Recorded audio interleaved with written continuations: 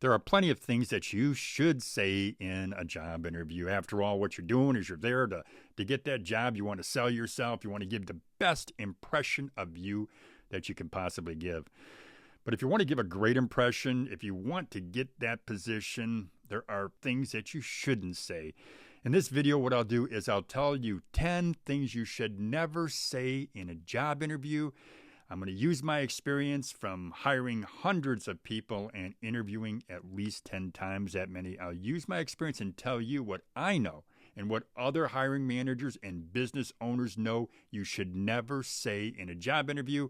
And that, my friends, that's up next right here on Over 50 TV.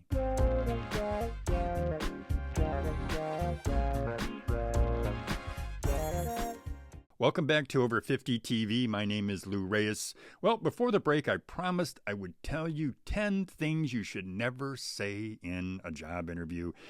And what I'm going to do is I'm going to start from number 10 and work my way up 10, 9, 8, and all the way up to the number one thing that you never, ever, ever want to say. And you want to be sure you never say in a job interview. So let's start with number 10. Don't come across as desperate for a job. Now, when you admit this to the hiring manager, it just says that your finances are in such sad shape that you are willing to work anywhere. And it really does suggest that you don't care about that job or the company that you're applying at. It just says, I need to work. Now, listen, I understand that people can be desperate for a job, and especially if you're somebody who's been out of work for a long time. But if you come across as desperate, it puts you in a weak position, because what it says is, I'm pretty much willing to work anywhere. I just need to get a job. And when you tell me that as a hiring manager, I start thinking, well, what can I believe? Can I believe what they're telling me? I know they just want to work. So never tell a hiring manager that you're desperate for work or that you haven't worked for a long time. Your resume is going to reveal that.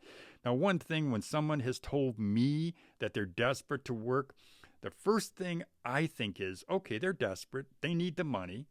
But what happens when they get their bills paid? What happens when they're in a more comfortable position, at least financially?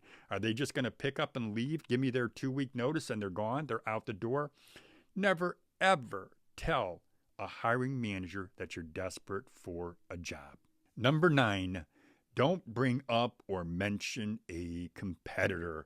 Now, this is a major no-no, and whatever you do, you don't want to bring up a competitor's name, and especially you don't want to say how much you like a competitor's product or a competitor's service. Because I'm thinking, if you like a competitor's product or service so much, then why don't you just apply there? Because you'll do a great job for them, and certainly a better job from them than you will for me.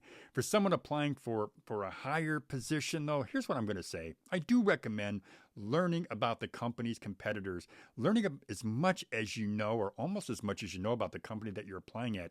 What it does or could do, it could give you an advantage, especially if during the interview, the interviewer starts talking or the manager starts talking to you about the competition. And you could say, yeah, I'm familiar with them, and I do know this, and this about them. And then maybe what happens is you have a dialogue and you're talking about the competitor, but never, ever bring up a competitor when you're sitting there with the manager, the hiring manager, because all they're going to be thinking about is, like I said, go work for them. This has happened to me. I've interviewed people who, when I'm talking about my magazines or my newspaper, talking about my products, they started going off and talking about somebody else. And I'm thinking, why are you doing that? I don't want to hear it. So whatever you do, don't talk about a competitor. Number 8, they'll sit down and they'll say, I don't know what you guys do here. I'm not familiar with it. I would think right away, come on. Didn't you do your research? Are you just looking for a job anywhere? Don't you care about your future? This is all the things that I'm thinking.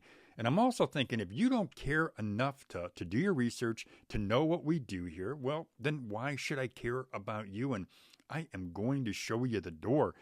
I just can't understand when a person or an interviewee would come into my office and say, you know what, or admit, I don't know what you do. Well, you know what? I don't know what you're doing here, so adios.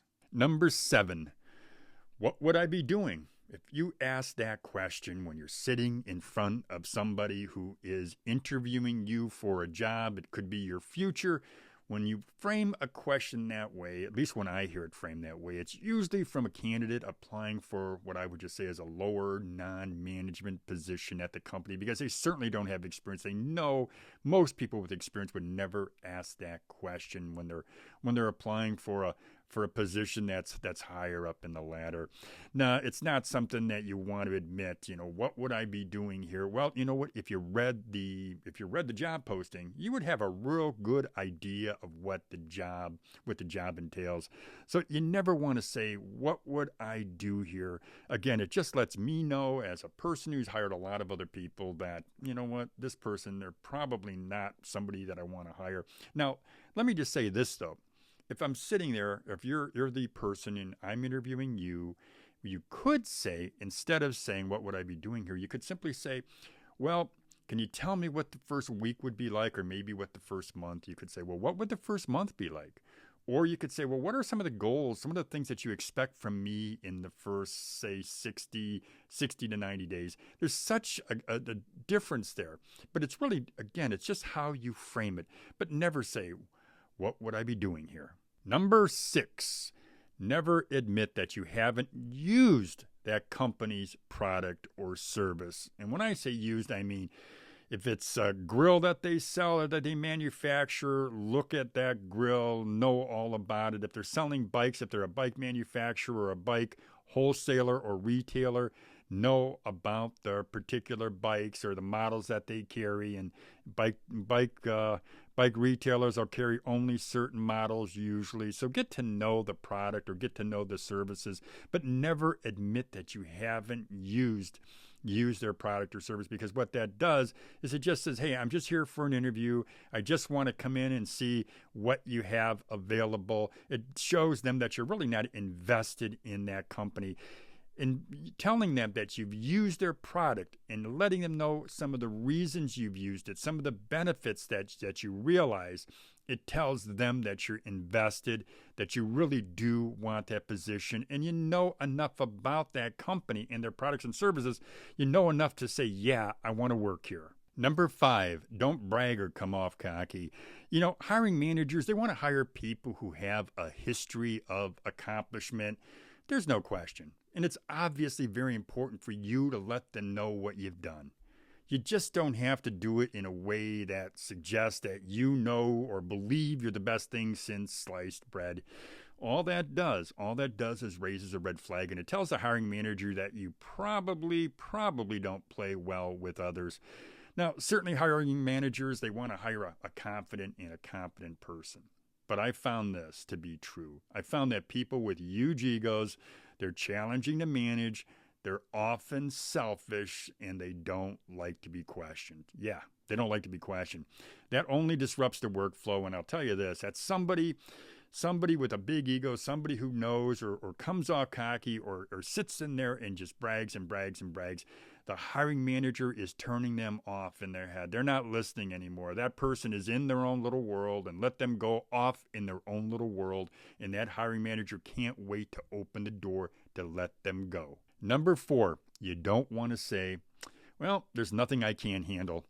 One of the standard interview questions, I'd say there's 8 standard questions, but one of them is, how would you handle a particular, then they'll give you a situation. They want to know how you'd handle it. Well, when your answer isn't thoughtful, and when you say something like, well, there's nothing I can't do, or nothing I can't handle, or nothing I can't overcome, what you really are doing is you're not inspiring confidence, because your interviewer, the person who interviews you, and when I've heard this, I know better. There are certainly times in a job or in your career when a solution requires careful thought, and sometimes it even requires a team effort. So when you basically just flippantly say, there's nothing I can't handle, you lose credibility. So whatever you do, don't say, there's nothing I can't handle. Number 3, don't blame your poor answers or your flubs to an interview question on your nerves. Now, we all know that being a little nervous in an interview is par for the course. After all, you're in a new setting, you're meeting somebody new. Plus, there's a little bit of stress because, yeah, you want that job, or you wouldn't be there, or you shouldn't be there. But a candidate who is so nervous that they have a hard time answering questions, or maybe they're hemming and hawing. What it says to me is they're just not confident. It also says that they haven't practiced answering interview questions. So if I'm interviewing you and you were exceptionally nervous, what I'm wondering is this: how well would they do in a difficult work situation? A situation where maybe, just maybe, there's some stress involved, like a situation where there's a tough or let's just say a really tight deadline. I probably wouldn't want them handling that job or that important task, and I probably wouldn't want them representing me at an outside meeting or event where they're in a difficult, or rather a new situation. No. Practice your interview question and answers before you go into that job interview. Number 2, never speak negatively about your previous manager. Don't speak negatively about the company you worked at or companies you worked at, and certainly don't speak negatively or diss the workers, your coworkers. I'd say this is another one of those rules that are about as ancient as the pyramids, but it does sometimes seep out during an interview, and I've heard it.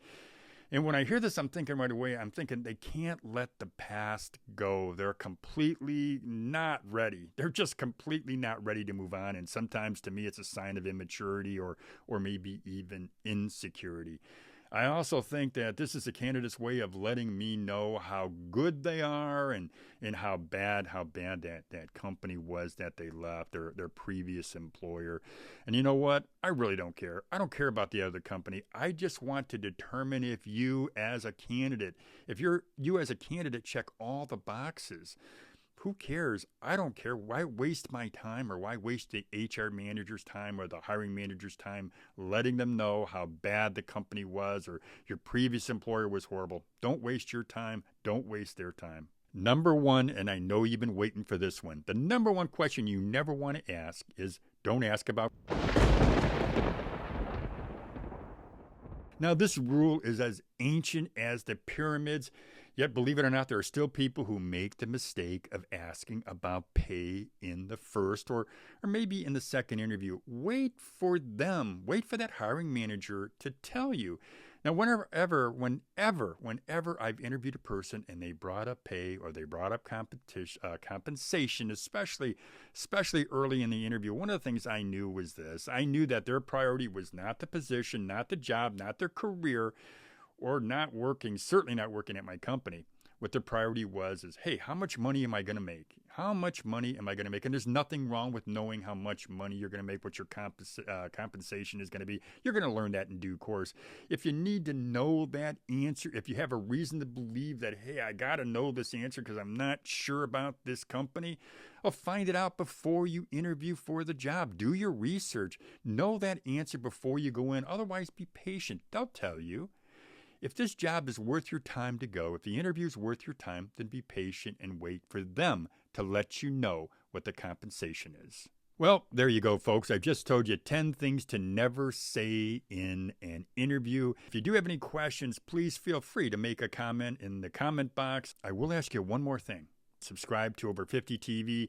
It's easy to do. Just hit that little red button. It's underneath your screen. Now, there's also a bell. If you hit that little bell, every single time I upload a new video, you'll be notified in your inbox. Well, that's all I got for you, as I said, and I will say, have a great day, everybody.